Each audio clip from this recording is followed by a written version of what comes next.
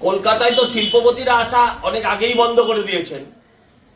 আমার মনে হয় এবার থেকে আর কোনো খেলোয়াড়ও আসবে না। কলকাতায় শিল্প গেছে, মমতা ব্যানার্জি একাই খেলা হবে করবেন, খেলোয়াড় একটাও থাকবে না পশ্চিমবঙ্গে। অত্যন্ত দুর্ভাগ্যজনক। সাধারণ মানুষ হাজার হাজার টাকা দিয়ে টিকিট কিনেছে, হাজার হাজার টাকা দিয়ে। একটা মিনিমাম টিকিটের দাম প্রায় 3,500-4,000 টাকা মিনিমাম।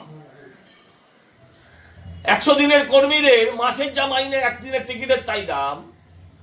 সেই টাকা দিয়ে যারা টিকিট কিনেছেন, যারা আজকে একটা দিন তাদের কাজ বন্ধ রেখে যারা খেলার মাঠে এসছেন, তাকে দেখবার জন্য, যাকে দেখবার জন্য তাকে না দেখে একদল চোর আর তার চোরেদের সব বয়ফ্রেন্ড গার্লফ্রেন্ড সব তারা ঘিরে রেখে দিয়েছে। এটা অত্যন্ত দুর্ভাগ্যজনক।